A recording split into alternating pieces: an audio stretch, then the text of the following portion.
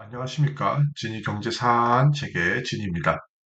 오늘의 주제는 한국 금융시장, 지금 무슨 일이?입니다. 현재 한국의 금리, 환율, 증시, 그리고 채권시장 상황을 하나의 흐름으로 정리해서 말씀드리겠습니다. 먼저 금리 상황부터 보겠습니다. 현재 한국은행의 기준금리는 2.5%로 유지되고 있습니다. 이 말은 지금 시장에서 금리 인하에 대한 기대가 거의 사라졌고 한국은행 역시 당분간은 동결 기조를 유지할 가능성이 높다는 뜻으로 해석할 수 있습니다. 근데 문제는 시장 금리입니다. 현재 국고채 1년물은 약 2.6%, 3년물은 약 3.16% 수준으로 이미 기준금리보다 높은 수준에서 움직이고 있습니다. 이건 채권 시장이 앞으로 금리를 내릴 가능성보다는 최소한 동결, 경우에 따라서는 소폭 인상 가능성까지 보고 있다. 이렇게 해석할 수 있습니다. 다음으로 중요한 게 환율입니다. 최근 한미 금리 격차는 점점 줄어드는 방향으로 가고 있습니다. 이론적으로 보면 이런 상황에서는 원화가 강해지고 환율이 내려가는 게 정상적인 흐름입니다. 그런데 실제 시장에서는 정반대로 환율이 계속 상승하고 있습니다. 이건 단순히 금리 차이 문제가 아니라 외국인의 자금 흐름, 글로벌 불안 심리, 그리고 한국 자산 전반에 대한 시각이 복합적으로 작용하고 있다는 신호로 볼 수 있습니다.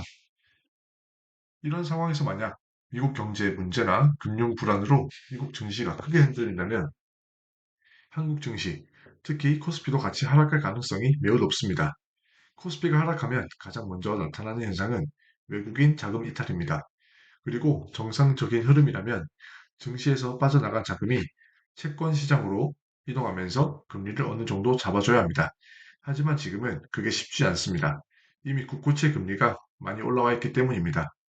외국인 입장에서 보면 지금 이 가격에 한국 채권을 굳이 살 이유가 없습니다. 그 결과 증시에서는 자금이 빠져나가고 채권으로도 자금이 잘 들어오지 않는 구조가 만들어질 수 있습니다. 이렇게 되면 금리는 추가로 더 오를 가능성이 생기고 만약 이 상황에서 실제 금리 인상까지 겹치게 된다면 한국 경제는 경기 침체 압력이 훨씬 강해질 수 있습니다. 물론 지금은 유동성이 많이 풀렸기 때문에 충격이 바로 크게 나타나지는 않을 수 있습니다.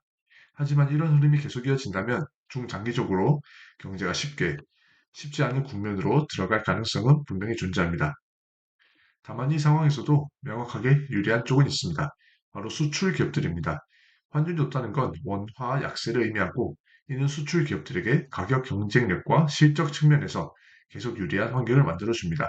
반대로 수입 기업들, 특히 원자재나 에너지, 부품을 수입에 의존하는 기업들은 환율 상승으로 인해 비용 부담이 크게 늘어나면서 훨씬 힘든 시기를 맞이하게 됩니다.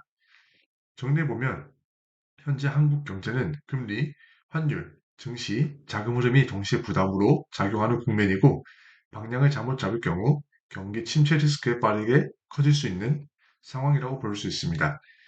오늘은 여기까지 정리하겠습니다. 다음에 또 뵙겠습니다. 감사합니다.